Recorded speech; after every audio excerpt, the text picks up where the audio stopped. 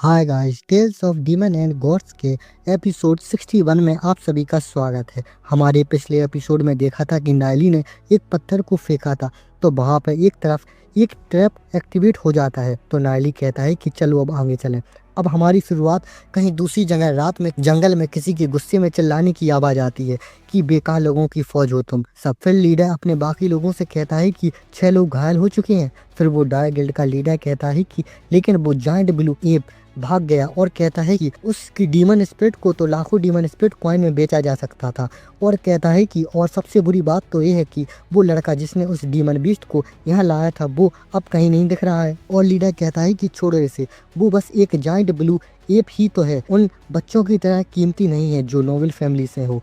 और अपने बंदों से कहता है कि जाओ और ढूंढो, जब तक उनको पकड़ ना लाओ वापस मत आना। तो एक बंदा कहता है यस बॉस। फिर हमें वो डायर गिल्ड के कुछ लोग जंगल में भागते हुए दिखाए जाते हैं। तभी एक बंदा कुछ देखता है और कहता है कि रुको, वहाँ रोशनी है, कोई है वहाँ। और सबसे कहता है कि चलो वहाँ। फिर वो लोग किसी को पकड़ रहे होते हैं, तो वो कहता है कि तुम लोग मुझे क्यों ले जा रहे हो, तुम लोग कौन हो। फिर लीडर हंसते हुए कहता है कि ही, इस बच्चे ने शायद हमारा नाम नहीं सुना होगा, हम डायर गिल्ड से है और हम ऐसे ही बच्चों को पकड़ते हैं जैसे तुम हो। तो भाई ये यू को इन लोगों ने पकड़ लिया होता है। और वो लीडर कहता है कि हम तुम्हें मारते हैं या बेच दें। तो यू डर जाता है और कहता है कि नो नो नो नो, मुझे मत मारो, मैं सीक्रेट फैमिली से हूँ, मैं तुम्हें बहुत सारा पैसा दिला सकता हूँ। तो वो लीडर चौंकते हुए कहता है कि सीक्रेट फैमिली। फिर लीडर सोचता है कि मैंने सोचा था कुछ पैसे बना लूँगा, लेकिन ये तो वो वाइस प्रेसिडेंट के फैमिली से निकला, कितना बैड लक है हमारा। फिर वो लीडर अपने बंदों से कहता है कि इसे यहीं छोड़ो और बाकी बच्चों की तलाश रखो।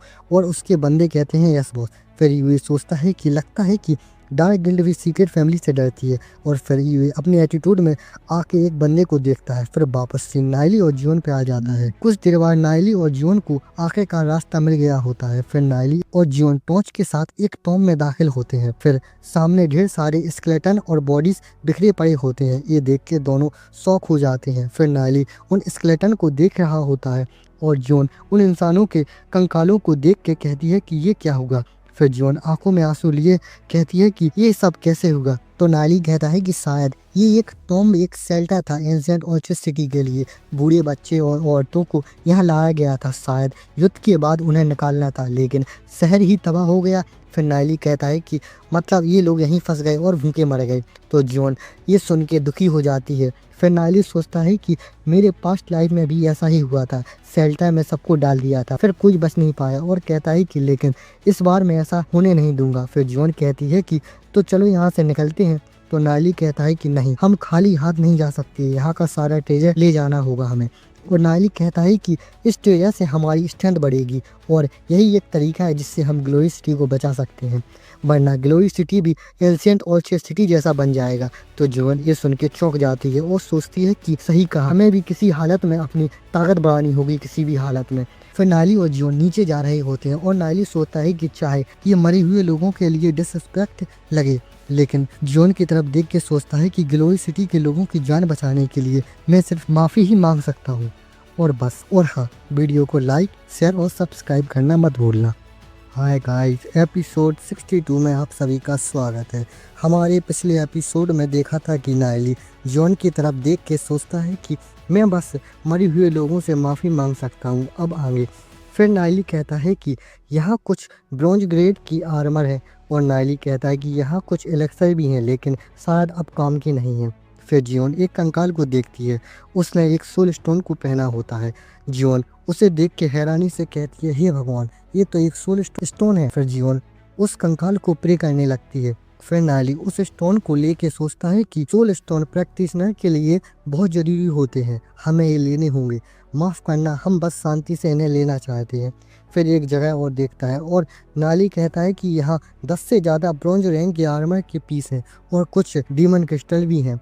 और कहता है कि जियोन, और ये देखो सिल्वर रैंक का डैगर भी है, यहाँ काफ़ी अच्छा मिला है हमें। फिर नायली सोचते हुए कहता है कि लेकिन जो चीज़ें मैं ढूंढ रहा हूँ वो अब तक नहीं मिली।